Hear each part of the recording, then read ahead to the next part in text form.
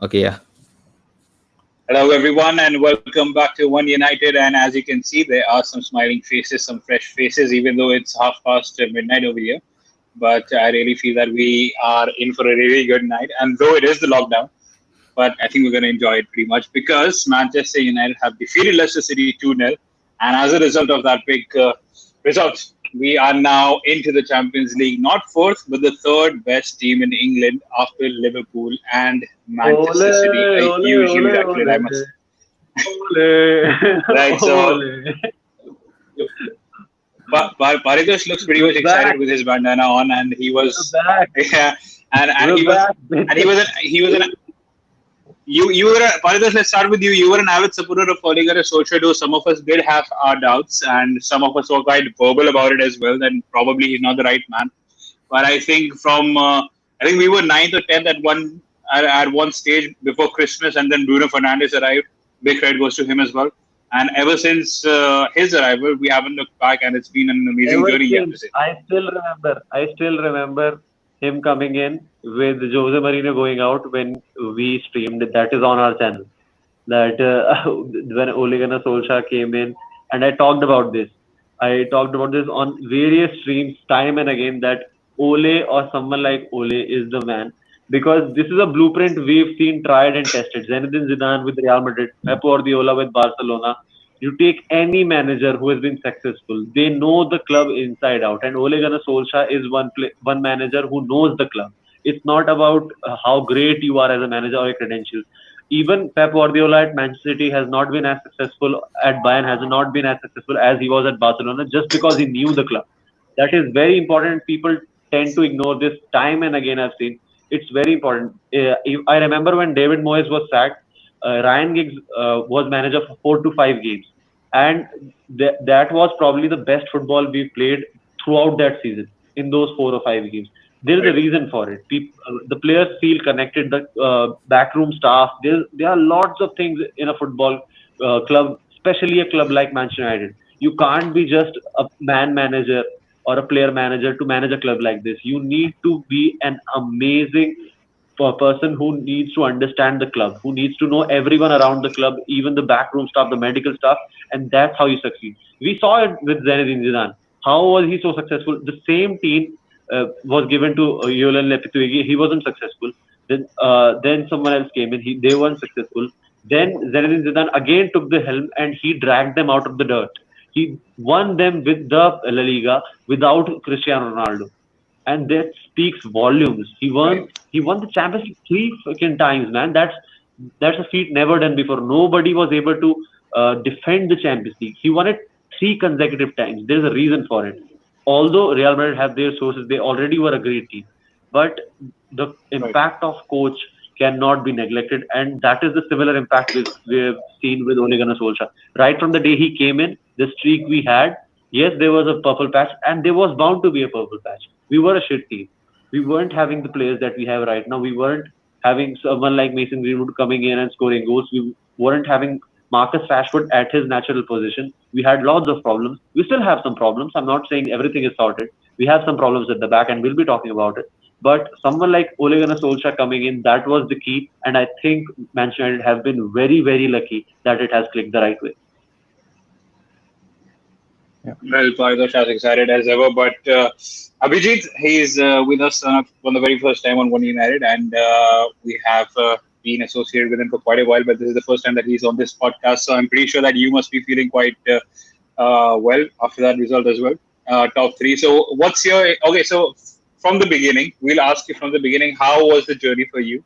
Because we were struggling, and then quite a few speed bumps. We were blaming the board, we were blaming Ole Gunnar Solskjaer, we were blaming the players that eventually had a good run till we finished at third. So, like, what was your stance on Solskjaer and how did it turn out to be at the end? And do you still back him now? Yeah. Thanks, Wali. Yeah, from the start of the season, yeah, there were points, to be honest, where I felt that maybe Pochettino, for example, would be a good person to lead our team. And United Right. didn't seem, at the start of the season, United didn't seem to have any other tactic except for counter attack. and we were just parking the bus, and it seemed to work against the good teams, against the top six teams, for example. But we were not just able to break through any of the mid-table or the lower teams. There seemed like no creativity in the team. But I think ever since the Jan window and Bruno Fernandes, United have shown, I mean, Ole Gunnar and United have shown that they're not just the one-trick pony. That Right. the counter-attacking setup was there because there was no creative midfield option. Pogba was injured for a long time, and Rashford was basically carrying our team to even keep us there in the top 10. He was crucial in the first half of the season. It's unfortunate that after the lockdown, I mean, after his injury, he's not been the same. But luckily, there have been other players who are turning up. I feel Bruno has saved not only United but even Ole. And Bruno, or it could be even another creative midfield. I think that was like a missing piece. And it has Matic was shown, great after the lockdown. Matic yeah, was also amazing after the lockdown. Matic restored the faith in. There was a point where it seemed like Matic was going to be let go and Ole had no faith in him, but he's been crucial. And even I was telling Dinette, Matic seems like a crucial piece to this puzzle right now because to stay in this formation, if Matic is injured, we can't pick this formation anymore because there's no one center defensive midfielder. Whereas if any other player gets injured in this team right now, it's not like the formation would change.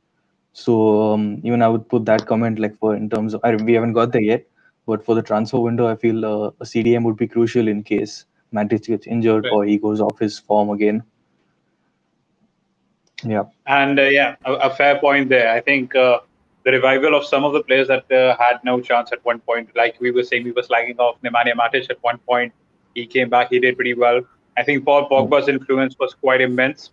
Even in today's game, he was bossing the midfield. I feel he did a great job. And then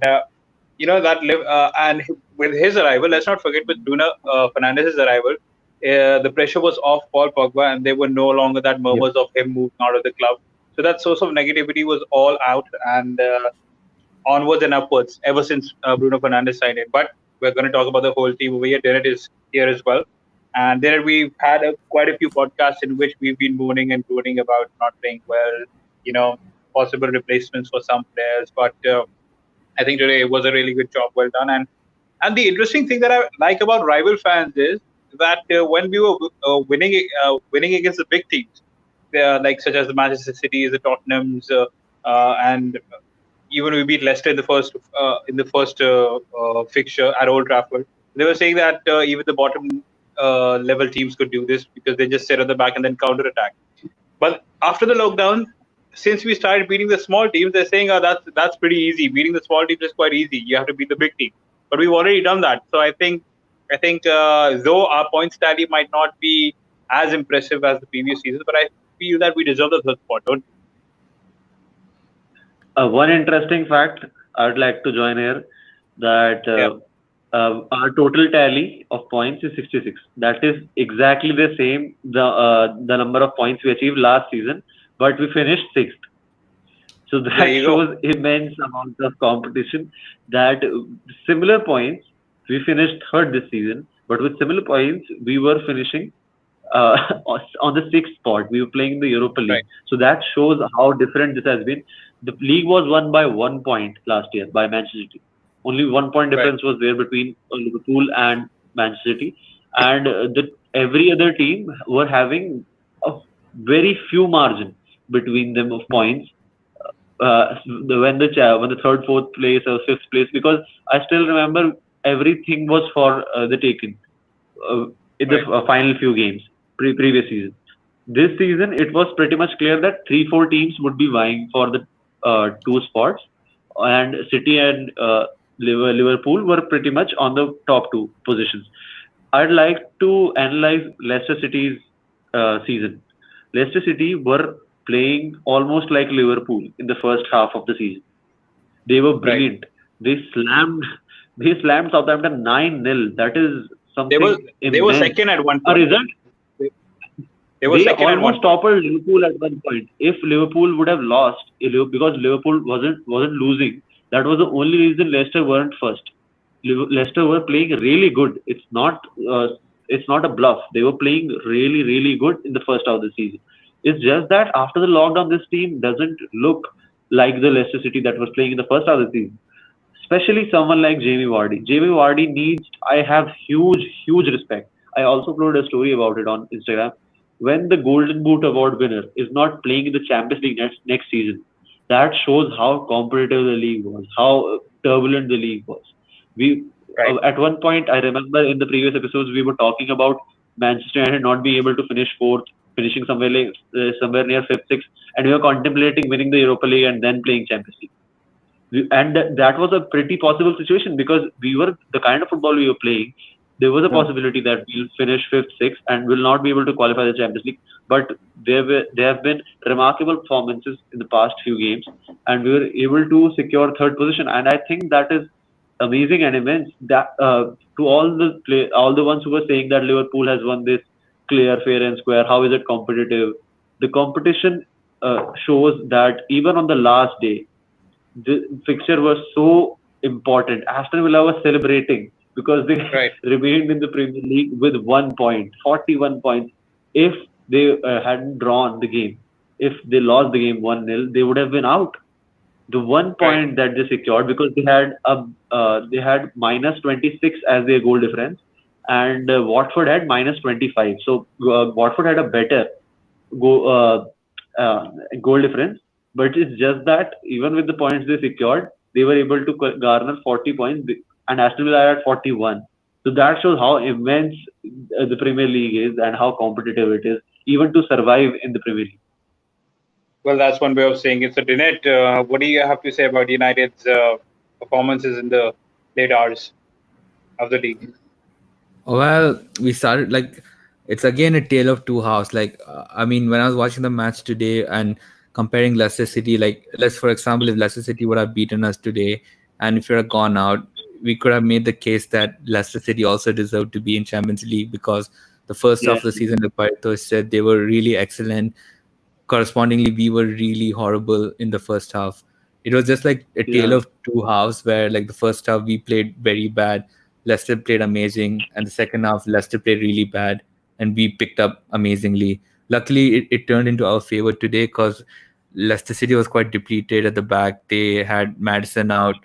They also not played with their best 11, I guess, but eventually we kind of deserved it for the way we pushed it towards the end. But again, I feel like we still need couple more missing pieces in our team.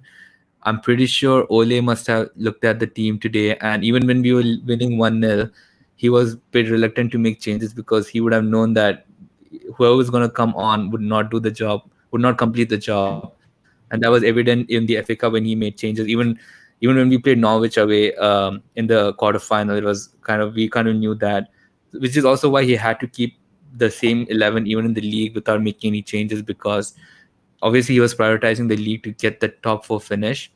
So that is a sign that he would be probably showing to Edward Wood that like we need more players. I can't only focus on this 11 Right. players. Absolutely. So obviously that would be something that he would be asking Edward Wood for, like, give me the money, get Sancho in already. Maybe Grealish, gonna be hard now that Aston Villa is already in the league, but at least some other creative midfielder who could come off the bench and do a job. And like Abhijit said, even a CDM as well. I would also probably throw in a centre back because we didn't see much of Phil Jones at the end of the season. Bai came on, unfortunately had an injury. So again, even that area looks quite very risky because Harry Maguire played every single minute of the whole Premier League campaign. So if anything were to happen to Harry Maguire, we don't have. Even though I'm not saying Harry Maguire is a really like a world class centre back, but he's the best we've got, and we might need someone to like support him. So yeah, we might be needing a couple more players, and if we have that, we could at least probably challenge for top four next season, but it wouldn't be as tight as it was this season. It was this. Well, didn't. yeah, right. I want to ask this to everybody because we are clearly seeing that we are struggling at the back without someone like Alex Twanzebe because he got injured. Eric Bailly is shaky because he is not able to get regular game time because of his injury niggles, and he got concussion in the FA Cup fixture. Who do you go for as a centre back? Because there are only 3-4 centre backs that are actually good and that are actually affordable. Kula Willi we won't be going for because he's turning 30. and they'll be asking closer to 100 million for him. We won't be shelling out 100 million for a defender. We've already shelled out 80 million for Harry Maguire, so that is out of the window. Who would we go for, and why? Because you need to develop at least Alex Swanzebe into a quality defender. I think the answer will be from the academy, because I don't see any replacements that will Right. straight away come into the team and fit in. I would say Nathan Ake of Bournemouth, since Bournemouth's been down and he has been always He's been. injured, by the way. A He's long-term injured, injury yeah. now. Oh He's a damn! long. Okay. He Yeah, won't he be got he injured won't be against coming in Chelsea, if I'm not before mistaken. August end. He's at least out for 2 months. Okay, I mean, but again, if you were to get back fit, he has been one defender who's been quite consistent throughout in the Right. Premier League the last 2 3 seasons. There's also Tyrone Mings, but again, Aston Villa is staying up, so But probably gonna be harder. did it, because when you take a player from someone like Bournemouth, who are being relegated, their game plan is such that they defend deep. They want to secure at least a point from each game. They play for the draw. They don't play for the win. No, When you but I play think for someone like Manchester United, you need players, someone like Van Dijk. Why is Liverpool winning? And Van Dijk is a very crucial part of it, because Harry Maguire and Van Dijk, when you compare both of them, the main difference is pace. Van Dijk is able to defend so well because he doesn't tackle. We've seen this time and again. Van Dijk doesn't give in the tackle. He is the last Really. player to give in a tackle. He'll just track back, and just because he's got the pace, he's able to track back even from midfield. And that is the one single reason why Liverpool are winning. Liverpool were terrible before Van Dijk. They were scoring goals, no doubt. They were a fantastic attacking team, but they were conceding goals at a regular pace as well. We saw it clearly in the Champions League final when Karius was their keeper. They were absolutely horrendous in the Champions League final. And the Champions League final is Right. one place where hardly any team lets go like that. I haven't seen in Right. the past 5 to 6 years a performance like that. Only Barcelona versus Juventus comes up when you see a clear domination. And then it was this match, that is Liverpool going against Real Madrid. So that is one thing. I really want to see who is a replacement that will come in and straight away change the face of Manchester United. Do you have Yeah, anybody but like Paritosh, that? let's do one thing. We'll talk about the transfers at the end of the video. Right now, let's do one thing. We'll rate our players on the basis of the performances throughout the Premier League Yeah, season from Tegra. yeah. So let's do that. We'll start from Abhijit. So Abhijit, let's rate David De Gea first. According to you, what would you be giving him over here, and elaborate on that? Yeah. So I don't think they would get more than a 5 or 6. I'm going for a 5. It's not been a great season for him. He knows that. I think the thing with De Gea is a problem with focus. He has tend to do well when we are under pressure. In the seasons when we had not had a great defense and he's been busy, he's been the guy carrying us. But as soon as our defense looks a bit solid, it seems like I don't know if he's lost focus in the match or he needs those continuous like a warm up to get him going. But it feels like if he's suddenly put into the action, he's like a mistake away. And yeah, I feel like it's not been a great season for him. It'll be interesting. It seems like Wally is going to stick with him for next season, and I think I would too. I would love if Henderson would come in as the backup goalkeeper and fight for a spot. Maybe it would be tough to have two number ones and give them both time, but maybe if United play De Gea in Premier League and Henderson in Champions League and the cup games, it's possible. I think Chelsea had done something similar a couple of seasons back with Courtois and Czech. So if Right. this can be done, it'll be great. I think the competition will be good for De Gea. But definitely, he knows it. Everybody knows it. His spot is under question. Well, surprisingly, this was by far his worst season for United, and I think Uh, 5. I would go with the 6. But Dinette, what about you? Do you think that did he do justice? I would say 5.5, because there were some Right. games where he could have. I mean, I know that he saved us so many times in the past, but like, I mean, I know both He the games almost have been. cost us the top 4. You could say that. Yeah, Yeah, I was gonna say like yeah, the two games against Everton was we drew both of them, I believe, but most both of them were because of De Gea's mistakes. The The one Watford against game. the Watford Yeah, game, the that Aston was Villa the game. worst one. Yeah. I mean, yeah, there are countless this season, and even last season. In fact, like we were in the top four race last season, and we were playing Chelsea. I think it was Rudiger or someone who shot, and he let it slip by him, and we couldn't go above Chelsea in that game, and which cost us top four last season. So it's not just this season. Even we go back to last season, he has been in a consistent dip in form, and I don't think Ole has been taking care of it that well. But also, I could also understand why that would be, because if you look at Liverpool when they had Mignolet and they also bought in carriers, they both were competing for number one, but that didn't turn out to be that great. And even if you look at even United's previous sides, when Van der Sar was there, all the other reserve goalkeepers were like actually reserve goalkeepers. We never had like two number ones at the club. Even if you look at Peter Schmeichel, every other of his understudy was like a keeper who would know that he's going to be number two. So that way, both the either the number one and the number two is set like right. Like I'm number one, I'm going to be understudy if something happens to him. If we were to bring in Dean Henderson, it could also cause that dilemma. Like De Gea would be thinking like, wait, so am I the reserve keeper or is Dean Henderson, who's come back from Sheffield, is the number one, and vice versa? So if Dean Henderson were to make a mistake, he would be like, okay, I'm going to drop back to the bench, and that could cause a bit more confusion and could cost us in the long term.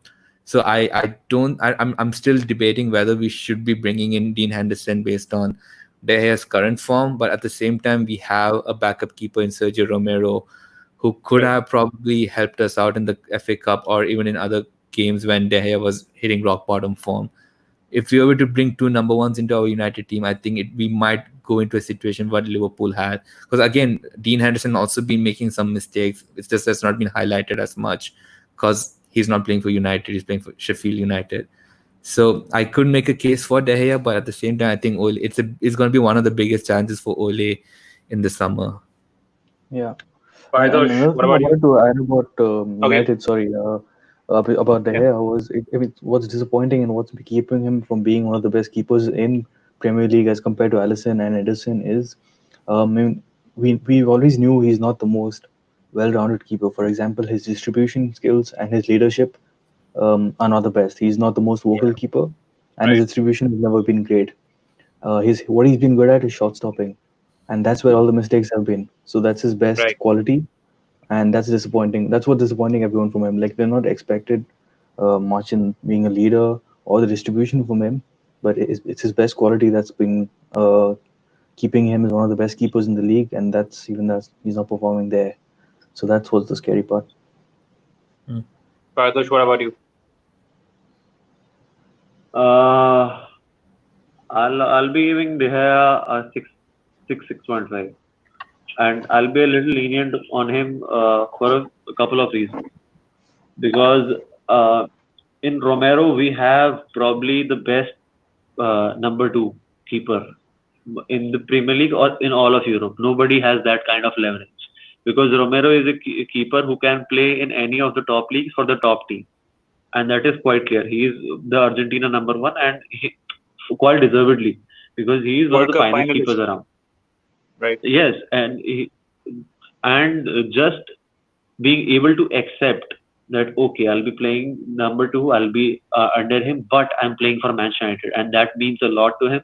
Yes, the money and all helps, but a player like Romero needs game time, and if he's okay, he won't be okay for a long time. I think there is some situation with Leeds as well that is developing that Romero will be playing for them. So that is going to be very essential if he goes for Leeds because Leeds are coming into the Premier League, and that is going to be a huge fixture. Leeds and United have a very huge history. This fixture is going to Right. be like Liverpool game because they are so well connected the cities. This is going to be a massive game in the next season, and we don't want Romero to leave for a club like Leeds because it's going to be really hard for us. Firstly, because it's Leeds. Secondly, because it's a keeper who is really good. So it will be more difficult to score against them. I'll be happier if we let him go for another, say, someone like Barcelona because they also need a number two, or someone like, say, Atletico Madrid, whoever. But I don't want him playing against us in the same league. if you get my point. So that is one Right. thing that is on my Yeah. mind. Coming back to De Gea. De Gea, yes, he has been poor. There have been 3-4 games that have been really horrendous. Like 2-3 mistakes. Even in Leicester game, one mistake was there in the first half that could have almost cost us, but it Right. did. The thing with De Gea is we are so used to watching him save many amazing shots that when he fumbles, it's almost mind-boggling to see like, how can this guy miss? Because we've seen him save us from the leg, from his hand, from his head, from any part of his body when he was Yeah. goalkeeping with Phil Jones and Johnny Evans side of him. So Right. it's it's come to us as a shock that how is this guy missing? That's the reason why most of the United fans are pissed. But it's not that he has had all the bad games. Yes, I can say in the 38 odd games he has had say 5 to 6 terrible games. Like he has been really really costly, but he has had many good games. Like 1 or 2 games we were in the first half of the season. I'm not exactly remembering which ones, Mm. but we were being extra defensive because we had many injury niggles. Even our midfield was shattered, and there were 2-3 times when I almost almost had a heart attack if De Gea wasn't there. So De Gea had some great saves, but it's just that we are not used to see De Gea this way. So that's why it's more shocking to us. Yes, I understand the fury and I understand the frustration of the fans, but I still give him a 6.5 just because he's David De Gea and he's at United, he's being criticized, and I understand that. It's fair. He'll get criticism because he is David De Gea, but there will be a better time. I think at least one season we should be staying with David De Gea. Well, yes, he did get 3 times Player of the Year for Manchester United, and hopefully he'll be back to his best next season because I think Ole Gunnar Solskjaer is going to stick with him. You guys, it's 26 minutes right now, so we have to rush on a little bit more. So let's be crisp. Yeah. And now let's move to the left back category. Luke Shaw started off quite poorly, I have to say, but revived his career at Manchester United, especially after uh, post the lockdown. He was one of our most important players, and we missed him dearly towards the end, towards the final few games. So I think, Yeah. Last 3 games, last 3 let- so yeah, Abhijit, let's start with you, Luke Shaw. Yeah, I think for Luke Shaw, it's been like he joined so long back, but it's like his breakthrough season right now because of the injuries and struggling to find form and even fitness and not having some managers not liking him at all, especially Mourinho. So it's the best set of run of games he's got, and I think I'll give him a 7 for this season, especially the second half of the season. Like you said, he's Right, proved quite important. We're missing him right now in these last few games. Um, Especially what we have noticed from Shaw is his defensive discipline. I think Ole has trusted him a lot, especially in that formation where he played against the top six with three at the back, as Luke Shaw as the third centre back. He showed right, his defensive ability there, and also it was a good tactic by Ole. Showed something new where Luke Shaw was used as a when we had the ball, he was used to push the play forward. He would drive into the middle of the pitch, pass the ball to the directly to the attacking midfielders or the wing, and he proved quite good there with his defensive and his attacking abilities, just like how a fullback should be. right. So I think overall, we're seeing good potential from Luke. But only thing is, it's you always have that fear like he's going to get injured, and then how is he going to be after the injury? I think he's quite injury prone, and that's a bit scary. Right. Well, he is a good player, and I do hope that he stays fit for the next season as well because he did impress, especially with his overlapping runs, partnering alongside Marcus Rashford. That was something which Yeah, was him quite. and Rashford We played created really a well. different avenue of attack from that side, so that was quite good to see. Yeah. And I hope we get to see more of that. So, Dinette, what about you? And what would you like to read, Luke Shaw? I'd give him a 7. It was like a breakthrough season, like Abhijit said, and yeah, definitely he's improved a lot in the second half of the season after the lockdown. And when he went missing, it was a bit like the opponent teams were kind of targeting the left side of the flank and getting goals through him through that side. So yeah, I mean, I'm not gonna add much, but yeah, I would give it 7.5 at least. It was one of his best seasons in United. Absolutely, one has to say that. What about you, Paritosh? Luke Shaw, how was he? I'll be giving him a solid 8. I'll be giving him a solid 8 because any good team from if we are talking about modern football, like the past 10 years, any good team you need fantastic wing backs. Any good team. Barcelona during the whole phase when they dominated Europe, they had someone like Dani Alves, Jordi Alba. They had fantastic wing backs who would come in and join the attack, not only defend, and that is absolutely necessary. If you talk about Real Madrid, Marcelo was one player, Carvalho was one other player who were constantly driving forward, and you need these kind of players. Luke Shaw, Luke Shaw has always been that kind of player, and I like that about him. You need wing backs who can join in attack and help the attackers when the overlapping runs are required. Luke Shaw for me is a solid eight. We saw that significant discontent between the team when Luke Shaw wasn't there, especially in the Southampton game. After Luke Shaw went off with the injury, it was a completely different game. We drew because we had no player at the left back. If only we had Luke Shaw, we wouldn't have considered. I don't think we would have considered in the final a few seconds to Right. make it 2-2. We would have easily gone 2-1, and that would have been it. We wouldn't have had to struggle this long in the Premier League for a Champions League spot. So that is one thing that I think will work in favor of Luke Shaw, and I have always been a fan of Luke Shaw. If he would have not been injured in the Champions League the way he was when he broke his shin bone into two, when he was playing in the Mourinho team, I think he would have been great. But he Vanguard. still has time. He's still very yes, Van. He's still very young. He still has potential, and I think he'll be a fantastic player for Man United going forward. So that's a solid Yeah. eight from Paritosh. And now let's move to the centre back parents. Let's do them together. Harry Maguire and Victor Lindelof. Harry Maguire featured in every Premier League game from the start to finish. Victor Lindelof partnered alongside him, and I feel that he turned out to be the better defender post the lockdown. Harry Maguire did have his moments on certain games, but I feel that the solidity Victor Lindelof did show that, but we are still having some discussions about having a centre back partnership where we are bringing someone from another club. But let's rate them now. Abhijit, what do you think? What's your score for Victor Lindelof and Harry Maguire over here for the season?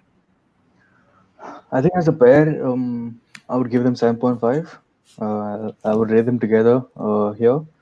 And I think they started off, especially Harry Maguire, in the beginning. He showed us what he's capable of and what we were missing, especially aerial duels. I love watching him there because he wins almost all of them, and we really needed that. We were suffering in set pieces, and he wins the headers in both the boxes.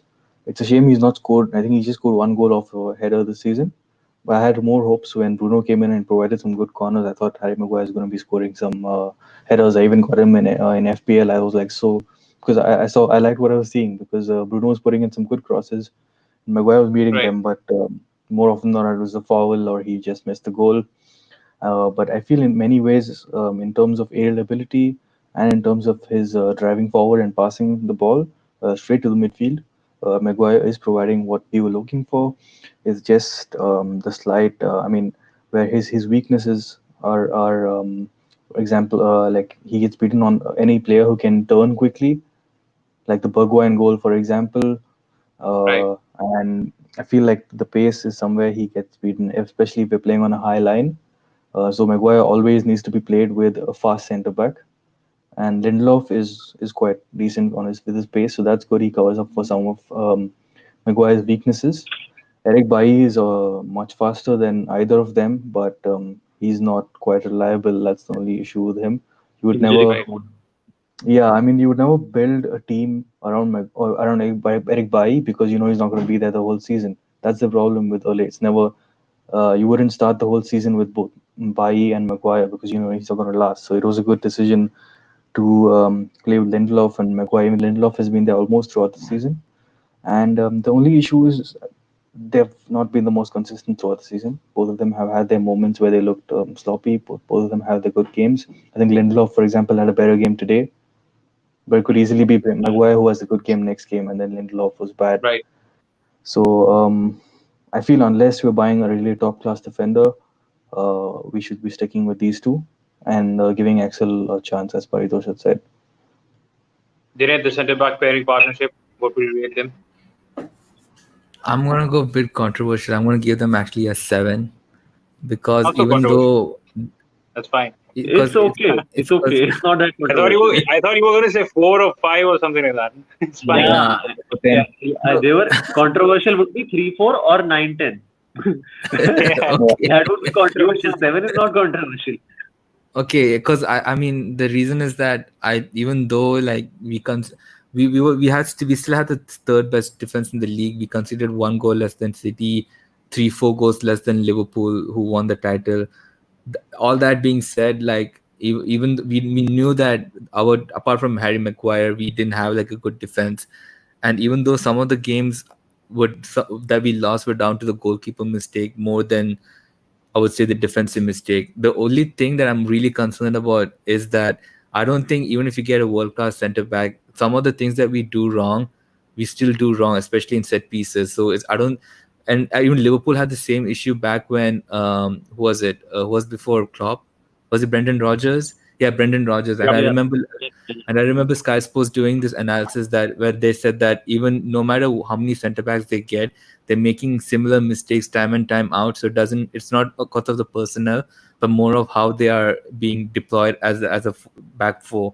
And I kind of get the same feeling. I mean, I see the same feeling with United that no matter how many centre back pairings we keep trying with Smalling, Jones, Rojo, Bailly, Maguire, Lindelof, some the mistakes are still very much the same mistakes. So I won't say like if someone like Kulubai even comes in or even Sergio Ramos comes in, these mistakes could still be very prevalent. And I would say that if Ole could work with Ashley, like fixing the defense, like man marking, again, we go back to Daya, he barely comes out of the box during corners.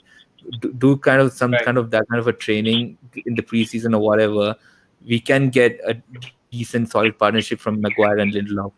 So even though they made mistakes, I believe they'll be learning from it, and hopefully next season they could work on it. Again, like Paritosh also mentioned, there's not that many center backs that could come in and fix everything, but at least they could fix the way they train, at least especially set pieces, because I think we considered so many goals just through set pieces. So Right. yeah, I would give them a 7. Paritosh, you next. I'd be giving them a 6.5, and why I'm saying is that is because there was Axel Tuanzebe in there, there was Eric Bay in there for them to work regularly. It's not about Harry Maguire or Victor Lindelof. They have been decent. It's just that United as a whole, as Dinette said, he summed it up perfectly. That we, as a defensive unit, are having trouble. When Matic played well, we are defending well. When Scott McTominay is playing well, we are defending well. But just our defense is somewhere near lacking. Van Bissaka, will talk about him after this, or I would start right here about Aaron Bissaka. He has been, I think, top three players for United this season throughout. Yep. The way he has grown into the team, the way he has grown into the team, and I love his demeanor. He just doesn't speak. He tackles, he wins the ball, he shoots the ball, he passes the ball. He never says a word. He's never the one who will go on to fight, and he's not that kind of player. He'll just do his job, and he does his job brilliantly. The way he has transformed himself, he was only a defensive player because he was playing for Crystal Palace. There was no need for him to go forward and make the overlapping runs or the crosses. Like it was not his day for him in Crystal Palace, and that was quite evident in the first half of the season where he was constantly struggling with the attack. And we were constantly saying this in our sessions as well that Aaron Wan-Bissaka is one of the finest defenders. It's just that he needs to work on his attacking prowess. Coming after Right. the lockdown, his performances, I have seen him more often than not in the opponent's half, and that is a beautiful thing to witness with someone like a young player like Aaron Wan-Bissaka coming in and transforming in one single season. That has been absolutely amazing. So you need to learn. Harry Maguire needs to work on his pace. That is for sure. He needs to train hard. He needs to do something because that is not gonna fit in to a championship winning side. You're not going to win the Premier League with that kind of approach. If you're bad at it, you need to fix it. You need to work on your strengths, that is for sure. But you need to have a hack to cover up for the things you're lacking. And pace is one thing that Harry Maguire really lacks. He covers it up with his headers and his presence and his physicality. but he's not scored that many goals in the later half of the season. If he scores regularly, that will certainly cover up because we'll be like, okay, he makes one or two mistakes, but he's a constant threat in the opponent's box. But that has not been the case in the later half. So I'll still give them a 6.5 as a whole. Victor Lindelof, Right. because there are aspects that they can improve. But Victor Lindelof, he needs to build some muscle. He's a fantastic player. I love Victor Lindelof. He's really good. But you can't have a physicality like Victor Lindelof and survive in the Premier League in the longer run. Even with smaller clubs, we've seen the defenders are built huge. Even if they are not Right. built, they build themselves over the years. And Victor Lindelof needs to work on his physicality. He needs to bring in some nutritionist or someone who worked with Cristiano Ronaldo during his time because he gained a lot of muscle in 1 or 2 years. Victor Lindelof needs to do some work, and also Harry Maguire needs to do these certain things. I believe that's why I'm giving them a 6.5, and I'll continue from here with Aaron Wan-Bissaka because the time is running out. So Aaron Wan-Bissaka, Right. everybody did it. I'm What gonna did you give give? What him. did you give Van Bissaka? By the way, you spoke about him, so you give him a rating as well. I'm giving him top three players, man. 9. He is top three players for United. 9. He's an All right. absolute So necessity. Dinette. Yeah, I'll give, yeah, 9 as well. He's like top 3 as well. Yeah, I mean, I agree with everything Paritosh said.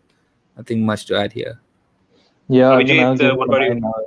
Nine for sure. What excited me the most with Wan-Bissaka was it was great to see a proper fullback in our team because we were playing with Valencia and Ashley Young and all these guys at fullback. So it was Ashley really Young. good to, yeah. So Actually, it was like, I mean, I gave Luke Shaw an extra one just because he gave Ole the confidence like to sell Ashley Young. That we have a yeah, decent Brandon and Luke Shaw. At least the fact that they were there in the club gave Ole the confidence to get rid of Ashley Young. So that was a great thing. And Wan Bissaka, it's just amazing to watch him. I just love watching him. And I yeah, even from the start, I felt like he looks a bit awkward on the ball. He seems very one-footed, especially on the ball. He can make a tackle with the left foot, but he doesn't seem to Right. do pass the ball with the left foot at all. He has to turn his whole body, make a back pass or a sideways pass. But I think in the latter half of the season, he's been dribbling and making crosses, so that's better. It's good signs from Wan Bissaka, and definitely one of the And best players. after you saying Ashley Young at least 2 to 3 times over here, I was just staring into oblivion. I was thinking of the fact how underappreciated Van Bissaka is because he was a massive upgrade from what Yeah, we had. We had yeah, Ashley Young and we got yeah, Aaron Van Bissaka, one of the best, if not the best, one-on-one defenders in the Premier League, as also stated by yeah, Jamie Carragher as well. And he is yeah. working his way while going up forward as well, and he will improve. So I think he was my player of the season, and Yeah, I would be also amazing giving him fight. a 9. So now let's move to the midfield. Nemanja Matic, defensive midfield. One, Yeah, one Paritosh. query, one additional query. Because of the defensive struggles, especially in the central back region, would you be willing to welcome back Chris Smalling into the team? I wouldn't mind. I wouldn't mind. I think he would Yeah, be a me good Yeah, addition. neither. he's But not But he he's has not bad. going to He's come back. transformed In into small Roma. Dini. He is transformed into small Dini at AS Roma. He is nowhere near the Chris Smalling that used to play for United. So I'd still take him as a He's I feel backup. pretty like he's for pretty yours, happy at Roma. He's not going to move. He's pretty I happy feel at Yeah. like Roma, so I don't think he's the going to move. best out of our shit Anyways, bunch of centre He's backs for on yours. loan now. Yeah, yeah, but he's happy over there, and he wants to stay over there. So there were plenty of yeah. reports. So I don't think he's coming back. Paidosh, what about Nemanja Matic? I'll give him a solid 8. I'll give him a solid 8 because because how the way he or 8 would be too high. 7.5. I'll give him a 7.5 because he is declining a bit, but in the later half of the season, he has been absolutely essential. In the first half, he was Right. shaky, and there were Yeah. reports that he might leave and this and that. But in the later half of the season, he has been really crucial Yeah, for for us, the later half, you can get an 8. especially yeah, especially with someone like Scott McTominay not playing as well as he did in the first half of the season. Uh, Matic has been absolutely essential, and that's why I'll give him a 7.5. Didn't there was a time when Scott McTominay was playing really well for United, and then he got out injured. Plenty of United fans went into a meltdown that we will now have to play Nemanja Matic. We were quite worried, but he turned out to be one of our finest players, especially after the lockdown. So, what's your rating for him? I think that goal he scored at Etihad in the League Cup second leg Yeah, had transformed him into like another level player. And yeah, give him. I'll also give him like an 7.5.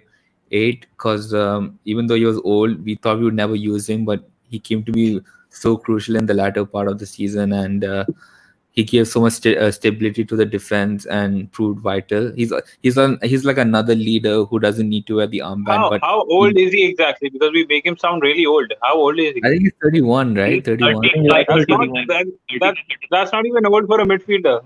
I Honestly mean, speaking. No, no, man, that's quite old. That yeah, is not yeah, old for many leagues, but when you're playing for Yeah, he's Manchester 31. United or Um, playing for, if Actually, you're vying for the the thing is, but championship, he's if but he's if you turning look at 32 our on Saturday. average, if you yeah. look at the players' age from our squad, the average age is Yeah, 24. So Mattis does seem like an old man in that squad. So it's quite yeah, but unfortunate. yeah. And if other you look spots at he's not. If, Barcelona's if, team, if you look at But Barcelona's team, they if have a bunch of players who are above 30. And yeah, Matic would be a yeah, youngster over there, I feel. So that's why he seems old. yeah, Anyways, yeah, didn't continue. So yeah, like he gave stability to our defense, supported the attack as well.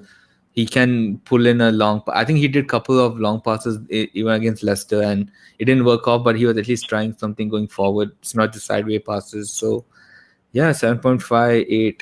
I would be around there as well. Good end to the season for him. 7.5 or 8, decide. You have to decide right now. I'll go 8 since we got Champions League. All right. Abhijit, what about you? I think I'll give him 7.5. He's a true classy player. He does what he's been told for. He plays for the team, whatever position, whether he's played with two main defensive midfielders or with one, he's just taken it. And like and when he was playing with Fred or McTominay, for example, he took the role. Like, he wouldn't sit back as much as he is now. He would help in the distribution a bit more. But now with Pogba and Bruno, he's been asked to almost be like a third centre back at some points, but he's done it happily. So he's not been having those chances to make some of those Matic long shots we've seen, because he's almost Right. staying where the centre backs are. But he's doing it for the team, so he's asking what he's doing what he's been asked for. And the only scary part is like he's turning 32 now, and we're really dependent on him to play 90 minutes every match. And now we're going to Champions League. We don't have that midweek rest we can give him, Right. because so far we're playing Lask and Bruges and all these teams where we could play our some of our B team players, but we can't do that anymore in Champions League. So we need another as good as him. So, I Defensive. mean, defensive midfielder for sure. So decent second half of the season for Nemanja Matic as well. Now let's go much forward over here. Paul Pogba. I think it was a blessing in disguise that we were in lockdown, because if it wasn't for the lockdown, then we wouldn't have seen Paul Pogba, and probably he would have been away to Real Madrid or Juventus. But he made his way back. One of the more important players for United. I've always considered him as world class. Paritosh, what do you think his influence was when he came to that midfield try of Matic, Bruno, and himself? I'll give him an 8. Paul Pogba is world class. There is no denying that. There was never a question about his ability. It was just about uh, sometimes it was being United fans and being too harsh on him at times, especially when he was being an absolute gentleman, especially This in guy the was quite previous harsh about season. Paul Pogba. This guy. In the previous season, in the last fixture, I still remember uh, when he was just clapping on the fans and they were shouting and hurling abuses on him.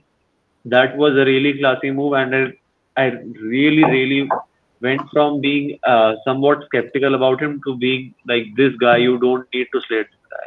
If he gets, Right. he's a world class player. If he gets the support, he'll play world class. It was Right. just that he was out of sorts.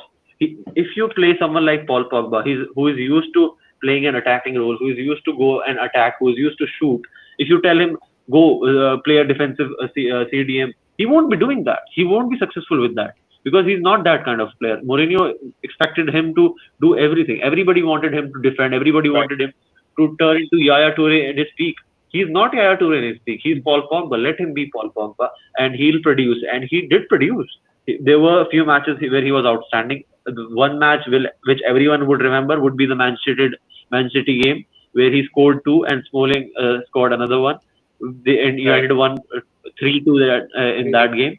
That was one of the highlights of Paul Pogba's career during Manchester United, and he had many performances, especially like small geniuses. The thing about very good players is that you'll see instances where you'll feel this is not something that other player can do, Right. and that has been more than once the occasion for Paul Pogba. That's why I'll give him an 8. A solid 8 from Paritosh. Dinette, I remember you saying that we don't need Paul Pogba at one time. And do you now feel the same, or do we need him now more than ever? I don't think we need him more than ever because I would give him only a 6.5 this season. Even though he came Right. back after the lockdown, he had games where he showed his class.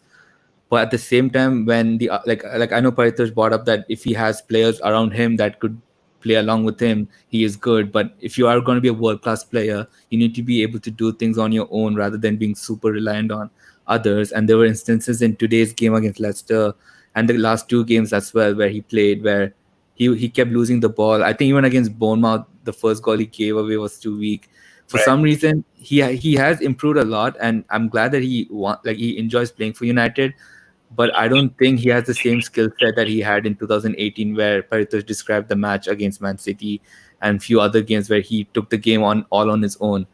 His physicality has been like he's keep getting pushed over by every single player.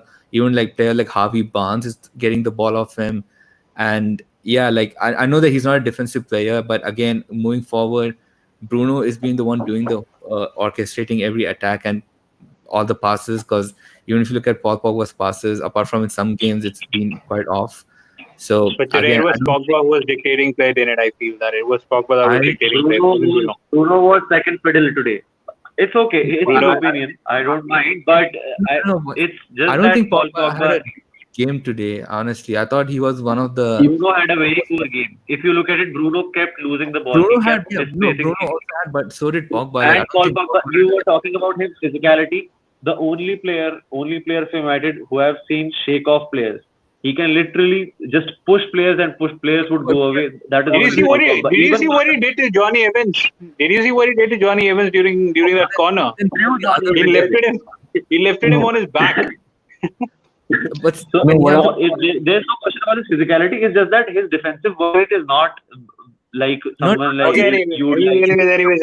Let's move forward. It's This is going to be 6.5. It's a 50. big controversy. We'll talk about it some Yeah. other day. We'll talk But about in his Pogba more. opinion, his passing hasn't been that great. it, I it, mean, I don't know. Let's see what Abhijit has to in say. his opinion, it's 6.5 from him. Let's move. It's yeah, 6.5. yeah, actually, And Vijay, so what about you? even for me, I would give him a 6.5 to max 7. I mean, he's not played enough for the season to get an 8, because an 8 would have Yeah, to be like an influential player. you could say that. He's not even played enough, Yeah. so that's not fair to give him anything above a 7. He's been missing throughout the season, and even when he's come back, I feel like his first couple of games were good. It seemed like he's playing to prove a point, and that's what he was doing. He was trying to influence the game. He was trying to go and get the ball. He's going for it. But for example, today I found I was quite frustrated at Pogba. We had to get a third place, but especially off the ball, and even when, no, and even when we had the ball, it just seems like he's not motivated enough. Sometimes he feels like he's just straddling around. Like when our centre backs and Matic have the ball, he's not trying to get into a space and open. He's marked and he's just happily jogging around there. He needs to be trying to get the ball more, influence the game more. We are trying to build a team around Pogba. I'm not sure if that's true even now. Feels like now we're building a team around Bruno. We were able to succeed without Pogba and played a different formation. I feel like he's not as crucial as he was bought to be in United. Even if he goes right now, I feel like he's more replaceable than other certain players in the team. He's still a world class midfielder, but the only thing that frustrates me about Pogba is if he had a great work rate and a great character, the talent he has. I mean, with the talent he has, it would be amazing. He would be better than KDB, but he's not. KDB is on a Din- different level to him right now. Okay, Dinette. Now Wally, that's what what is you your call opinion? What is contribution. your opinion? Now that's yeah. What is your My opinion on the whole Paul My Pogba situation? opinion. Well, to be honest, Paul Pogba is one of the best midfielders in the world. The reason why I say that, and yes, there are plenty of questions about his character and everything else for that matter. But let's just imagine Bruno Fernandes in Paul Pogba's shoes right now. in the last 3 or 4 games, Bruno Fernandes hasn't performed up to his standards. We all know that. But we haven't slacked him to that extent. But if Pogba had done those similar mistakes, which Bruno Fernandes has been consistently doing for the past 3 or 4 days, almost being non existent and giving away misplaced passes, we would have battered him. And that is the Yeah, difference over here. So there's a difference in narrative. And Paul Pogba is a world class midfielder, and we'll get to see the best of him next season. I guarantee you that. The reason is because we're getting better players, and Bruno Fernandes is also now playing well because Paul Pogba is right beside him. Matic is playing well. yeah, Marcus Rashford is there. Anthony Martial is finishing goals. Greenwood is finishing goals. If these guys don't do their jobs, Bruno Fernandes doesn't look good because out of the yeah, 12 passes that Bruno Fernandes distributes, he creates 2 or 3 chances, of which one yeah, is a goal. If we don't dispatch that one goal, Bruno Fernandes doesn't look good at all. So it's yeah. all a No, give and take, and I feel that Paul Pogba is bringing that solidity. And once he performs consistently with Bruno, with a clear mind, with a clear state of mind, with his agent not speaking shit behind his back and all that, I think we will get to see the best of him. And he's a completely different player. So I'll give him a 7 because he didn't appear much in the league. So that's my take on it. Anyways, let's move yeah, forward. Bruno Paul Fernandes Pogba. now, since I was talking. I'll just Yeah, add on one thing. Nobody talks about this. Paul Pogba played with an injury just because Ole Gunnar Solskjaer wanted him to play. Ole Gunnar exactly. Solskjaer rushed him from an injury, and no other player would be willing to do that. I don't think anybody, even Marcus Rashford, wasn't willing to do that.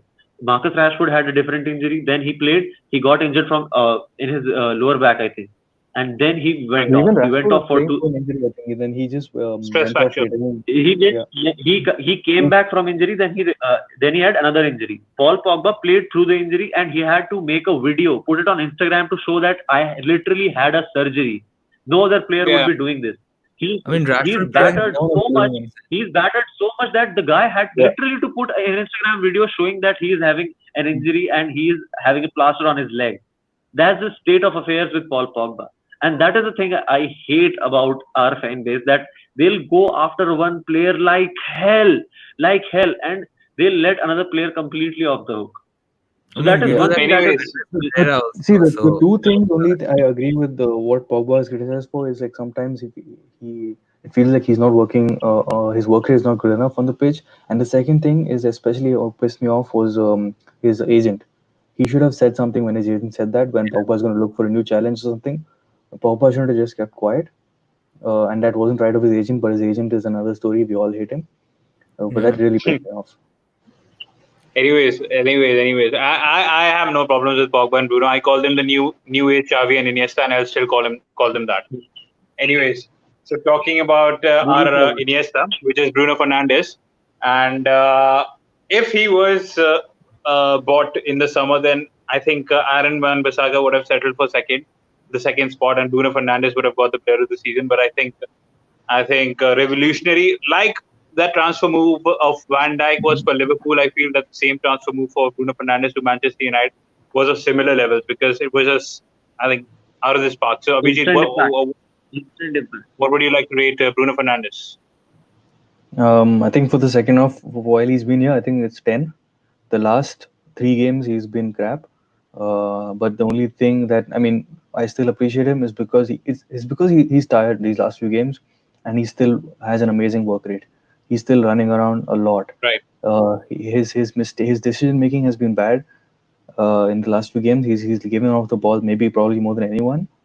But I still have massive respect for him because he's still, even when he's tired, he's still playing these 90 minutes. He still tries to carry the team.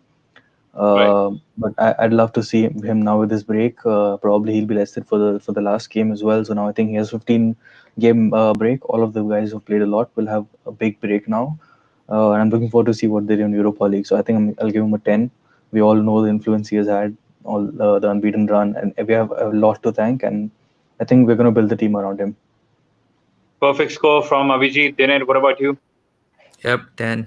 Without him, there's no top four. So clearly, 10, and he's been just amazing. I know he's been Paritosh, frustrating. now you know why I kept refreshing my Twitter feeds when we were linked with Bruno Fernandes during the summer. You always used to ask me, right? So this is the reason why I always kept refreshing my Twitter feeds to know when he's going to join. But he didn't join in the summer. Anyways, Dinette. Yeah, 10, perfect 10 without him, no top four. And yeah, the last few games have been very bad from him, even though he's scoring penalties. But again, I think it's just fatigue. He's been playing like crazy, even his work rate. I remember against Norwich where he ran all the way to recover a ball Yeah, in Yeah, the 115th minute, just shows his right. passion and dedication, which is why, like, yeah, like, yeah, that's all I have to say. I hope he gets a good rest. Hopefully, we use him like when we're in the quarterfinals or semi-finals of Europa League. But yeah, I just hope he gets a good rest and starts the next season well. Paritosh, Bruno Fernandes. Uh, I want to give him a 10, but just because he came in the winter half, after the winter half, I'd Right, be giving a 9 because that would be unfair on Aaron Wan-Bissaka. He right, played the whole season and he was fantastic for the whole season. So I'll be moving him at par with Bruno. I won't be giving anybody 10 because we've still not won anything. We've only qualified for the Champions League and we've been knocked out of the semi-finals in the FA Cup. So we have not practically won anything. So I won't be giving a 10 to anybody. But Bruno would right. be at par with Van Bissaka because it only won't end. be fair on Van Bissaka. It won't be fair on Hmm. Van Bissaka if I give Bruno a 10. So I think I that is agree a with that 9 as for well. me. Right. Uh, I I, agree with I that. I'll be giving him a 9. He's been absolutely influential. That is very clear. There are no questions about it. 14 games unbeaten in the Premier League. The only game we've lost in the post lockdown or say post January, the only significant loss we've had is the FA Cup loss against Chelsea. That we were horrendous in that game. The the Yeah, football was terrible. Everything was terrible. But in the past 3 games, I let him off the hook because and that is one of the reasons I let Maguire off the hook because I don't see any player playing all the games and being there till the last game, Right. whether it be Harry Maguire or Bruno Fernandes post the lockdown. He's played every game. How is it possible for one player to play every game? Especially they had a 3 month or 2.5 month, 2 month a null and void period. No football, no. There was not even proper training. Hmm. A proper training session with the coach is something else. The something you train at home is different. There will be the intensity wouldn't be the same at times. So after that, coming in and then playing every game, I'll let him off the hook for last three terrible games. He'll still be a 9 for me. Well, yes, I call him the best signing post this Alex Ferguson era, and he has proved Yeah. me right over there. Amazing yeah, player over there, and we hope we get to see many more goals. And the fun fact, the good thing about Bruno Fernandes is, and his penalties is that since the last 4 games, he's always been placing that penalty towards that one side, towards the bottom left corner. And the goalkeeper always goes towards the wrong side because the goalkeeper thinks, okay, Because they he know can't he can't shoot because they for the think fifth that they fourth definitely three times. yeah, yes. Exactly, yeah. and he does that. And the best So thing with his that's jump elite is he's mentality. watching the keeper. Schmeichel did the same mistake. Schmeichel was like, Exactly. he'll definitely go this way. Schmeichel Yeah, went this way and Bruno praised it the other way. yeah. And Anyways, the let's best thing move with to the the jump front is three now. the keepers tend to misjudge their timing of their dive. They Yeah, some of them dive before he's even Yeah, landed, and then he sees his penalty which they taking. which they're going. So this is yeah. amazing. So the front three now. First, let's talk about our prodigy Mason Greenwood, Abhijit. I think one of the most. I think he was a signing for us. It was like a new Find signing of the for us Yeah, season. recently. he's just like a new signing. Find of the season. So Amazing. Find of the yeah, season. Yeah, he. so quickly, I let's mean, rate him over here. rating is tough because like you tend to give like his potential a rating more than his actual performance. Um, Actually, I think for the second half, I would give him overall like a 7.5. Actually, an 8. I'm giving him an 8. He's one of the most exciting players to watch like every game. I mean, I can't believe like a teenager when he has the ball in that position. You know where it is in the right side of the box. When he has the ball there and when he has space, you just know he's gonna score. And I don't have that confidence with like greatest of great players. Like when I watch Greenwood, I just saw a goal. After Van Persie for the Yeah, first time. yeah, yeah. When he has the ball there, I'm shouting goal before he's even scored, and you just know it. right. You can celebrate before he scored. I can't believe you have so much confidence in a teenager, and that just speaks a lot about him. It's amazing to watch someone so two-footed as him, and it's not just his skills; it's even his decision making is like above his years. He really plays like a mature player, and I think Right. with him, you just know. I mean, you don't have to be too overconfident, You know he's going to become one of the best talents if he keeps playing like this and if he's nurtured well. Ole has done a really good job phasing him into the team. He didn't start him for 90 minutes from the start of the season. He's phased him in and he's taken his chances. And he's already better, much better than Daniel James. And Mm. I mean, the best part of Greenwood, or best compliment I would give him is uh, he set a standard for us in the summer window now. There's no point buying a right winger who's not better than Greenwood. And that really, I mean, makes the shortlist really short. There are just like Sancho and maybe a couple of others who we can realistically get who are better than Right. Greenwood. So I think that's the best compliment we can have for him. And you spoke about maturity over here, and the reason why he seems even more mature is because defensively also he seems sound. Because Dinner, if Yeah, you saw the game today, in the I think it was in the fourth or fifth minute when Harvey Barnes lobbed the ball towards the left back, and then Greenwood just passed it gently to Paul Pogba yeah. from the left back position. Mm. So his defensive work rate is also quite good, and he is maturing up to be one of the finest products from the academy. So what's your rating for him?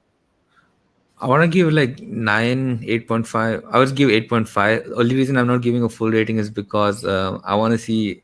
I know we already saw way more than what we expected of him, but like I believe he can go the high levels of like an Mbappe or maybe even Ronaldo. I know it's again early comparisons, like comparing with legends, No, no, but you can say that. You can be as shameless as you want, man. He is going to be that. yeah, The like way all as you said it is but of him it's about super Greenwood. exciting whenever he gets the ball. And We're especially when happy. there's something gonna happen, like it's with his left Right. foot, right foot. Or like there's another thing that I see of him that he gives really good short passes in the deep box, like laying Right. off to either of the midfielders, Very which is complete. quite very creative. So yeah, I would say I would give a 9. I would give a 9. It's not easy to score like 15, 17 goals, is it? This in the breakthrough season. Right. And Yeah, I hope he gets 20 next season. yeah. I think Nah, the he's going to get 20. Let's not forget there's a Europa League over here. So, Yeah, I hope yeah, he this might season. get 20. yeah he's going to become So, the top Paritosh, what scoring about you? teenager. Mason Greenwood.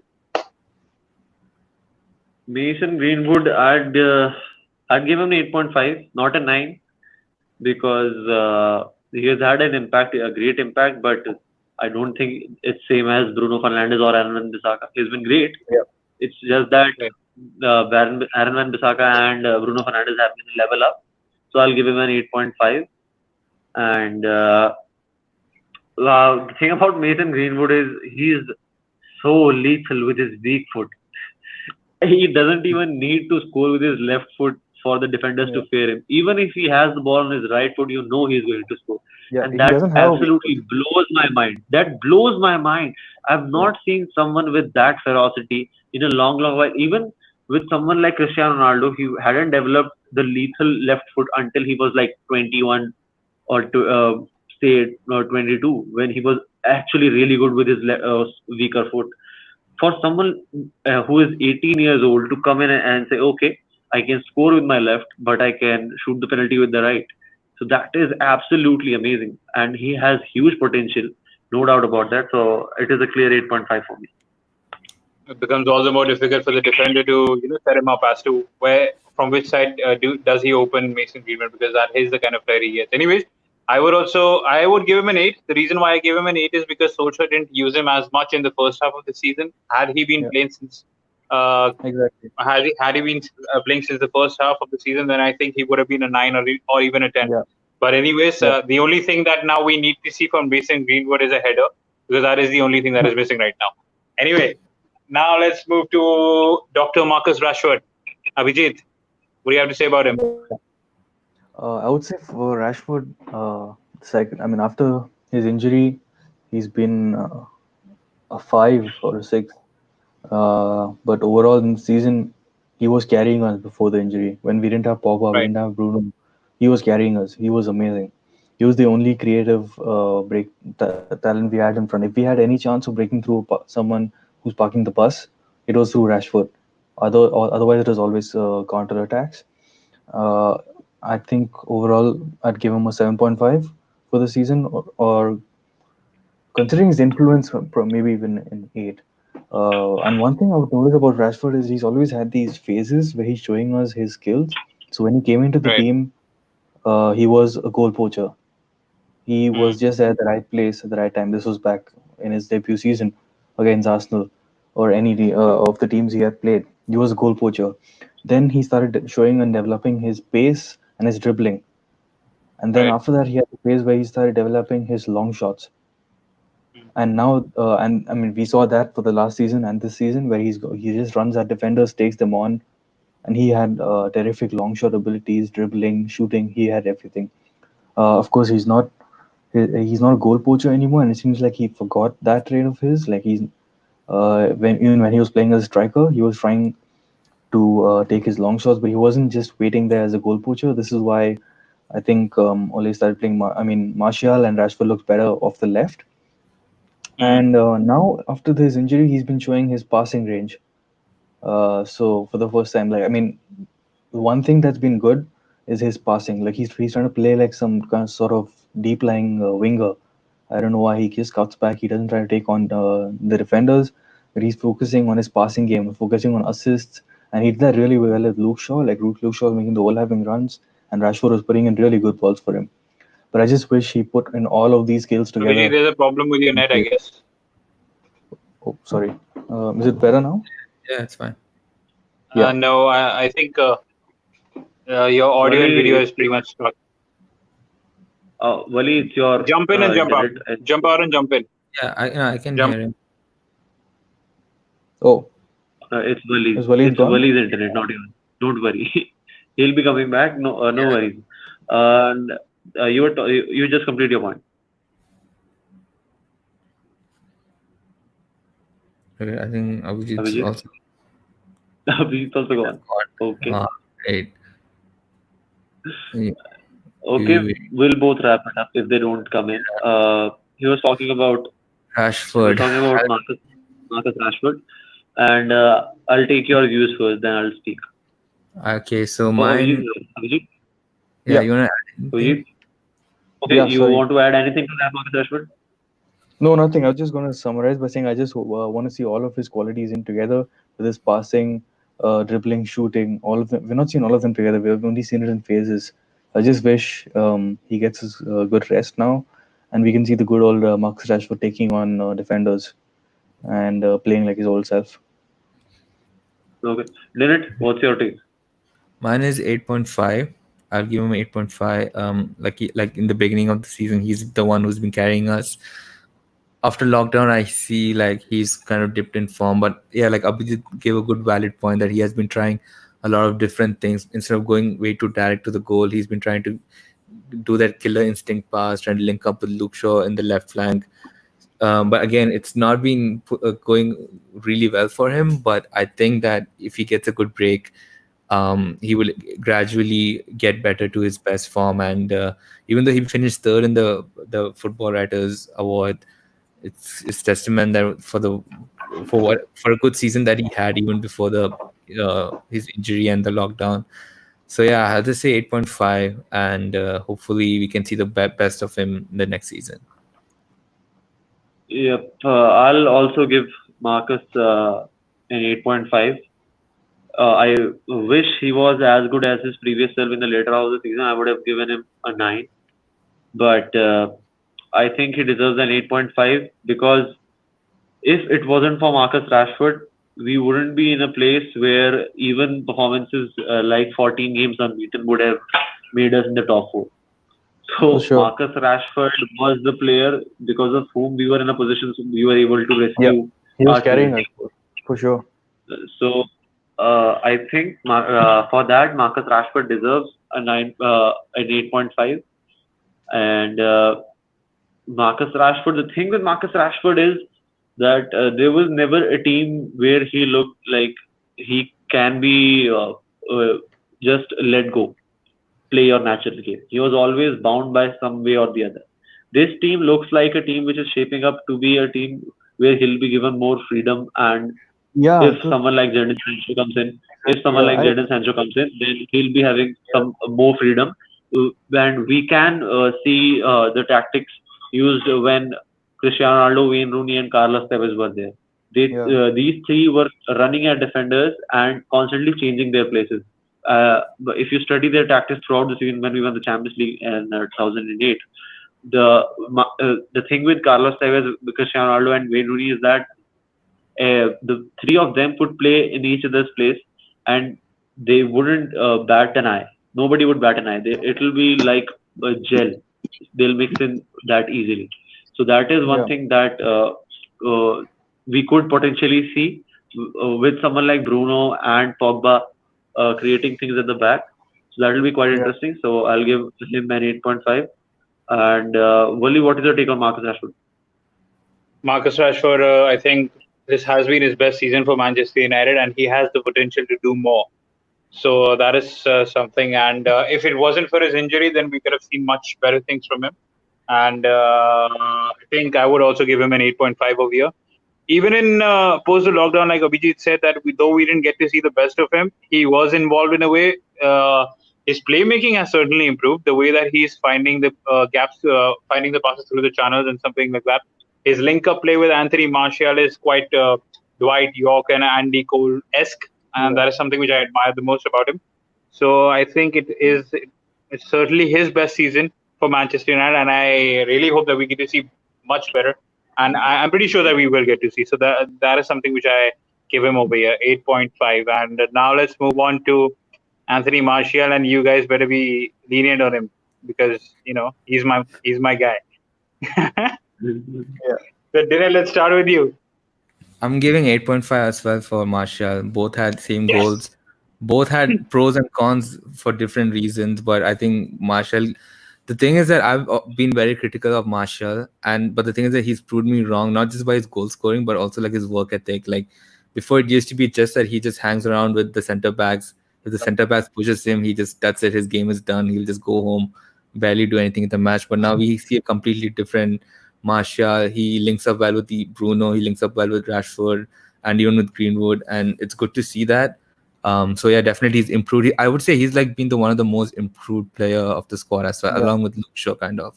So yeah, 8.5, solid player. Hopefully he'll get 20 in the Premier League by itself, along with Rashford next season.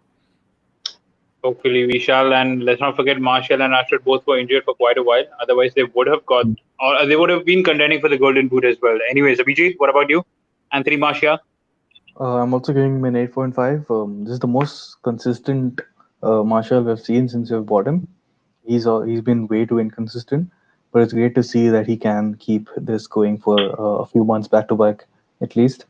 And it seems like he's fit into that number 9 position really well. Ole has trained him better than the previous coaches have managed. He was not bad under Van Gaal, but Mourinho Right. was completely he was bad under Mourinho. But it's good to see, like even as Ode has said, it's good to see Martial scoring some typical striker goals and not always having relying on his dribbling and cutting in to score. He's also scoring some typical tap-ins and goal poacher kind of goals. I like to see that out of Martial because Mm. definitely we need that in a striker. We can't always rely on him creating something out of nothing and playing scoring those goals which we love watching from him. But it's great to see Marshall with this. I feel like if we have someone like Marshall, we always need also a backup goal poacher striker because you Right. can't always have the creative number 9. You need a proper, sorry, number 10. We need a proper number 9 as well, like Igalo is. But maybe someone as good as Marshall. I would like to see a striker. Maybe not this summer. This summer, probably right wing should be a priority as long we have Igalo for half a season and Greenwood can play as a backup striker. Maybe next summer, a proper goal poacher. All right, Paritosh, what about you? Uh, I'll give him. I want to give him 8.5, but I'll still give him an 8. And Yes, had I to. know I know that Marshall is a favorite player, and you quite have a likings for him. But the thing with Tony Marshall is that I've seen him really good just after the lockdown. Yeah, I've seen the best of Tony Marshall in the past 2 3 months, and that has been the best. So I can't really compare him with someone like Marcus Rashford, who's been fighting for quite a few seasons now. Martial has yeah, been in and out, time and again, and that's why I won't be giving him an 8.5 immediately. Yes, he has been really good, and I believe he has the potential to be better, to be someone like Dimitar Berbatov to United. because he is having some similar qualities, the lazy elegance that he has, and I like that. I like that about him. It's just that at times he looks clueless, and there were many instances, especially in the past 4 games, that where Tony Martial just looked out of sorts. When Bruno was not playing well, when Pogba was missing from the squad, Tony Martial looked helter skelter. Marcus Rashford still tries. He'll just run at defenders, or he'll try to do something. Tony Martial, sometimes there'll be like 5-10 minute period where he'll look a shadow of the player that he is, and that's why I'll give him Hmm. an 8. All right, so that's an 8 from Paritosh, and I think that's the first team from our end. Let's just quickly talk about us fringe players, or should I say the substitutes who we were using quite lately. So that's Dan James, I'll Scott give We can everyone McTominay. a do that. We can do that in another stream. This has been quite a long one. Uh, we'll just, I yeah. this is what we'll do. Dan James, I'll give him a 5. I think he has a lot to improve. Scott McTominay, 6. He started off quite well, but I don't know what happened to him later on. Fred, I'm even more shocked for Fred because he was also one of the contenders for Player of the Season at one point. But Yeah, I think because of the change of the system by Solskjaer after Bruno Fernandes came in, Paul Pogba came in, He I think needs his to play gameplay got a little consistently. bit ruined. He needs to So, he needs to play so consistently. The thing with Fred is that he needs games. You can't right. expect Fred to come into the squad and complete. He's not Nemanja Matic. He is So someone who that's needs to play in regularly, and I don't think that will be possible with Manchester United. I just don't see that as a feasible future. so I'm that's really something. unhappy because I like Fred. I really like Fred as a player, So do I. but it's just the midfield right now. I don't think Fred fits in quite well yeah. because he needs games. It's just Yeah. it's sad. What can you do? It's just sad. So, anyways, so Fred, yeah, I'll give him a 6 as well. Odion Igalo, I'll give him a 6.5, a solid 6.5. And who else is this? Brandon Williams is another 6. In fact, a 5. He should have done better. He did well today. So that's a 5. And yeah, that's. Oh, yeah. And how can we forget Andreas Pereira and Jesse Lingard, man? Jesse Lingard, I'll give him a 7 just for today. just for, it might have been his final Premier League game. He backed the Nicely all done, sir. important goal, eased off the Yeah, nerves, put United into Europe. And let's talk about Pereira. Pereira 4, man. I'll give him a 4. But yeah. for his Twitter Four. slander, I'll give him a 5 in recent times. He's being a badass on Twitter nowadays. So that's about it. Abhijit, let's quickly have I'll, that from you I'll as well. give I'll give I'll give Andre Pereira a 6.5 just just for the things he said for Van Dijk and Milner. He I would flattered give him off a 9 for thousands that, and I'm man. happy for it. I'm happy with his performance on the interviews. As long as he stays off the pitch and does this, Yeah. I'm pretty much happy with him. Anyways, Abhijit, I think he's out. So I'll start with Pereira. I think he's out. He's not shown to be a United player. He's been given chances, especially in the first half of the season, and you can see now Olay is done with him, and I'm glad because he never makes it to the bench. If he does, it's not. If he does, Lingard doesn't make it to the bench, and I feel like one of them is out for sure, and that's going to be Andres Pereira. At the beginning of the lockdown, when he was alternating between them, I thought I wasn't sure which one he's going to sell, but I think it's Pereira. I would give him a 4. Lingard, I will give him this season 5, but I think he still has potential. I think he can still be a squad player. right? Daniel James 6. At the beginning of the season, he was easily a 7, and I think the main reason for that is him playing on left wing. That's his more natural position. Where he likes to cut in and shoot. I think he can be if he gets Sancho, he'll be a decent left wing backup for Rashford. Scott McTominay was also good in the start of the season, as Wali said. I don't know after the lockdown when he's come on, he's not been that great on the ball. I'll give him a 7 overall. Igalo has been amazing, like double the player of what we would have expected. Expected, rather. Uh, Wali Right. wasn't yeah, quite happy. Wali was almost None of us were flatting him happy. off Let's be the day. honest. None of us were yeah, happy, yeah. man. We never knew what we were getting. I was happy. Yeah, I, I I wasn't still have the disappointed. messages, Wali. I have the Yeah. receipts. I have the receipts, Wali. I No, have the messages. Don't dude, you no, forget. the thing is, every United fan was pissed off because if you knew, well, Exactly. Igalo was not a plan A, was not a plan B. I was He was just like a happy we deadline. signed someone. I I was He wanted just was him like, to happy we be signed he someone. was for his somebody stand. they I went wanted for. him in United. He was like probably one of the only guys who could have got on deadline day, and that's how he came to the club. Right. And Because that's we why I were felt, about to sign King, I think, Joshua King, yeah, and but Yeah. they didn't want Edward to let go. went and told him that we are getting him or the one from China. They refused us Yeah, Joshua King, so we went I for him, mean, and I was happy that we have nobody something. let Something was go. better than nothing because it was deadline day. Right. I mean, I'm still pissed that the board for that and all Yeah, United yeah, fans yeah. were, because signing somebody in Jan, but trying to sign somebody in the end of Jan. Who's going to sell their players? Mm. You're not going to get anybody Right. except for somebody from like Chinese league or something like this. And luckily, Igalo has been not bad. He's been great in attitude, and even on the pitch, he plays really, I mean, surprisingly good. I was He's when a we got him, fighter, I, man. He's a fighter. when he got him, I don't know what he is now because then I've been watching him in Chinese league. But even if he played like half the play I was in Watford, he was okay. So I Right. was pleasantly surprised with Igalo. And who else is left? Eric Bailly. I mean, he's not played Fred enough to slept. get a rating, so I would just give him a six.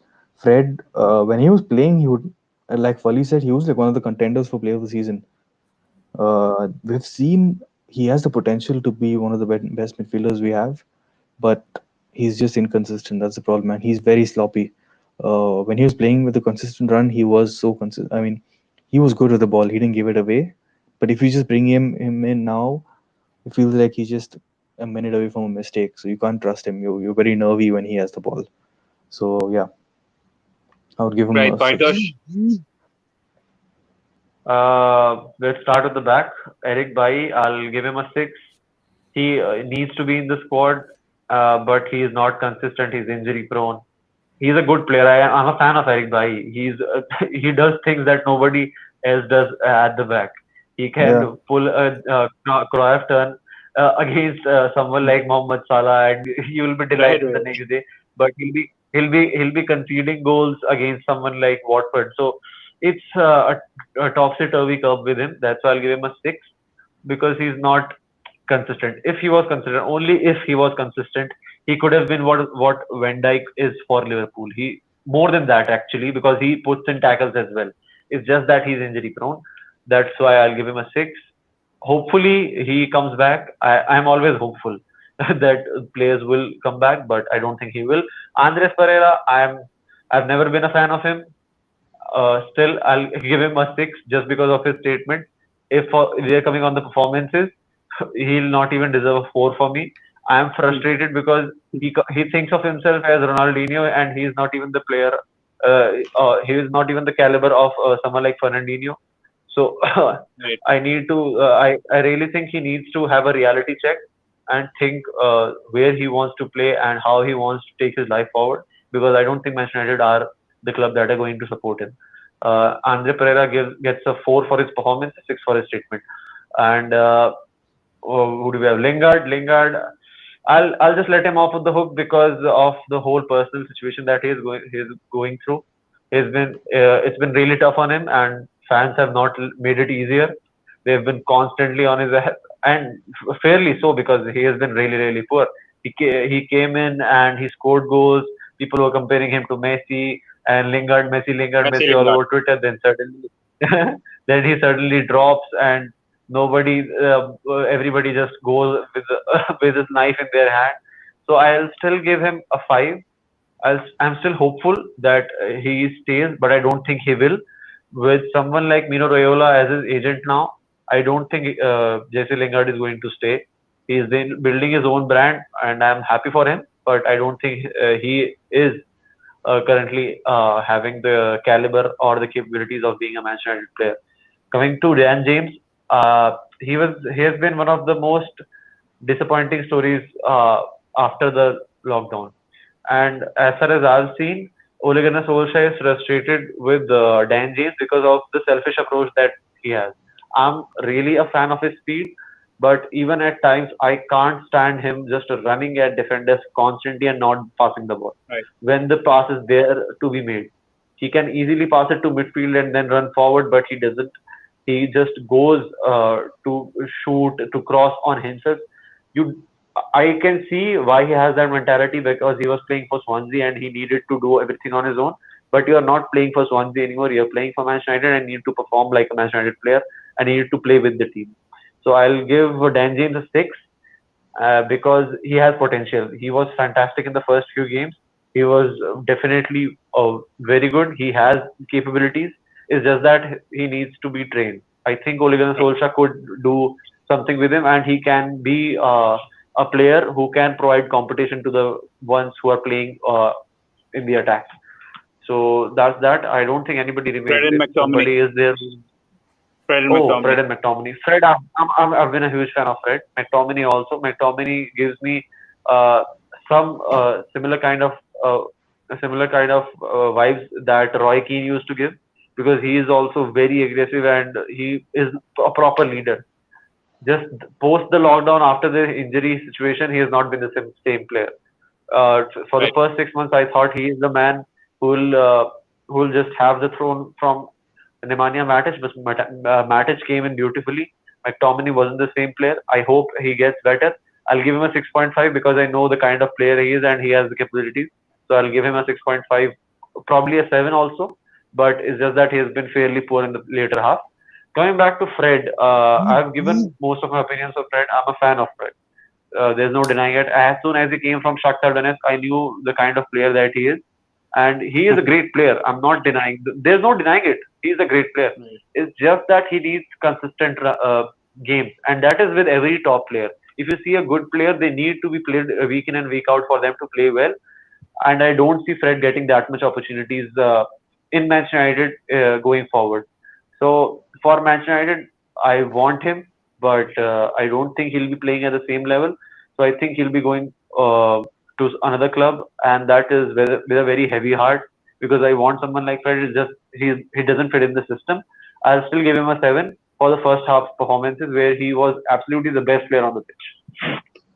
All right. So, Dinette, you can skip players that we were talking about over here. You can talk about Ole Gunnar Solskjaer now because you seem pretty sleepy at the moment, and I Um, think it's past midnight over there.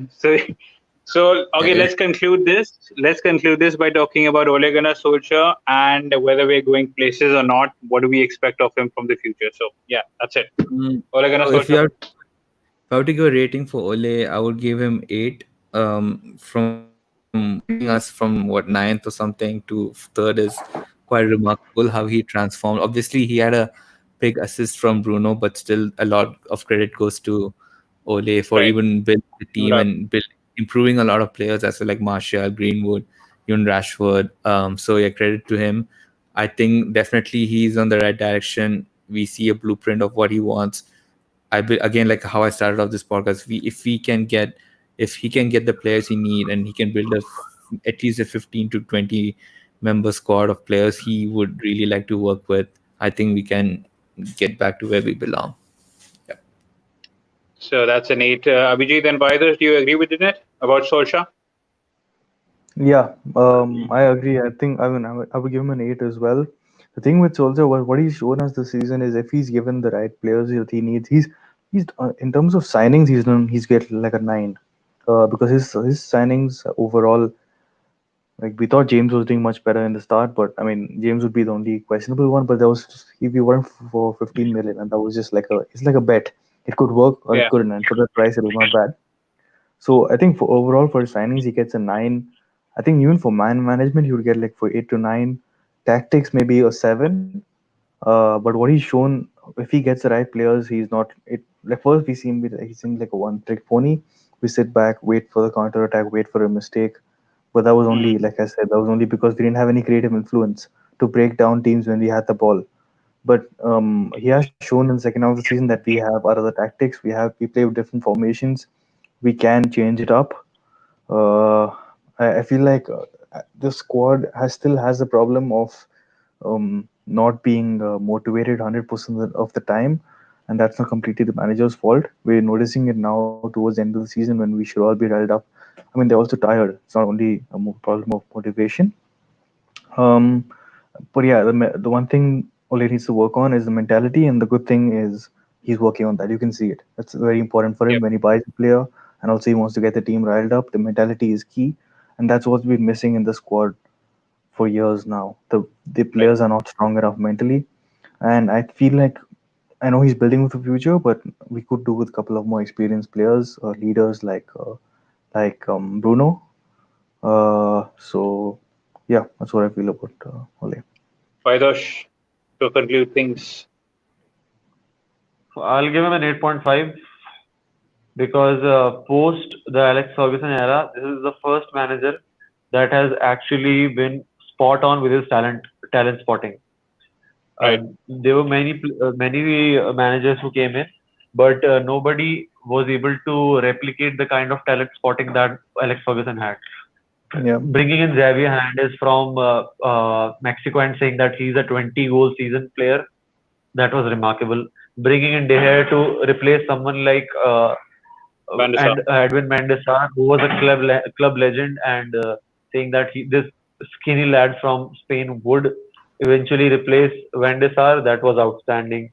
And this is the recent times. So even if you take the whole 25 years that he managed Manchester yeah, United, he was spot on with his talent spotting, and that has been one thing that is reminiscent with Ole Gunnar Solskjaer. So I'll give him an 8.5, considering everything that was going on inside the club, and just for the fact that even if Ole Gunnar Solskjaer leaves at the present moment, he'll be leaving the club in a 10 Much better. times better situation than yeah. it ever was after Alex Ferguson. And also The the in added to Also, the there, transfers, he got rid of all the deadwood, so that also should be given to hmm, him. yeah, the yeah. point that I agree If with most over here. if he had his way, Exactly. The if he point that had I his way, most he would agree have with. brought in. Yeah. You want to speak, Wali, please? Yeah, I was saying that I agree with your final point that you said that even if he is to be removed from the job, let's say tomorrow, he will be leaving a much better team for the next manager to come. But I don't think that's going to happen. I think that this team can go He has places brought under him this for two manager. years. I think he'll be here for 2 years at least. I think At least I two think years he'll be though on. I think he has a lot to learn. Today was a big litmus test. The reason for that is because last season we were in the same place where we were within touching distance of top four, but we bottled it. And Yeah, plenty of rival yeah, fans and our very own fans were also saying that we might be bottling it today. That's why today's Yeah, win yeah. was of huge importance. You We were one of now them, might Wali. You be, were one of them. yeah, you can say that I was one of them because I didn't have faith in my players. I thought that they might once again succumb I under was the scared pressure, today. and even Yeah, I felt like and they'll choke. so it was a big game, and I feel that this might be one of the best things that has happened in recent times for United, and it might take his places. So I'll give Solskjaer an 8, and he has a lot of learning to do as well, but I think he can do much better. So yeah, that's about it. We're in the Champions League. We're in the third spot, third best team in England, Manchester United after Liverpool and City, and Dinit has I have, looked the happiest right I now. have one point. I have one point about Daniel James in particular. The fact that Daniel James was is being uh, how can I say this? He's being judged as a first team player. Whereas if you buy someone for 15 million from Swansea, which is a championship side, he was brought in as a young player who could be developed. He wasn't brought Right, in to straight away being thrown into the first 11 and then watching him give assists and passes. Everybody is not Mason Greenwood who will break into the first team and straight away uh, start producing results for you. And yes, right. Champions League is back. We are back in the Champions League. But I still think Dan James has a lot to prove. But I think Dan James is a player who can do that as well. Well, yes. The thing is that I just hope that the board backs Ole Gunnar Solskjaer because he also needs a lot of players over there. And if we get more players, we will definitely improve. Yeah, I So think we're big summer definitely ahead. getting And some players. yeah, Abhijit. So I think we're definitely getting some players. Ole Right, is even with these last few matches, I think he's showing the board with either making no subs or making late subs that he doesn't trust his bench at all. He's just trying to show these signs that he needs his play a bench and some depth. Even today after the match, he spoke about the squad needing to play a lot of games more next season and first team squad. We can't just rotate like how we have this season because right. we're in Champions League. So yeah, So squad and depth is definitely something that we need, yeah. and I hopefully we hope will he's back. we will be getting that. We will be getting that hopefully, and we still have the Europa League to come. We will be back for that as well. Abhijit, Paritosh, Dinete will be here as well, and I really have a gut feeling that we might go to distance in the Europa League because the win that we got tonight has done us a massive favor in terms of confidence, and we might just go the distance, and that would just be a cherry on top of the cake. So let's just hope and wait. And this is it. Manchester United, our third in the league. Champions League is back, baby. And we will soon be seeing you. So that's it from Wali Siddiqui, Abhijit Bhatia, Paritosh Joshi, and Dinette Thomas. You guys. Thanks so much. Thanks so much, guys.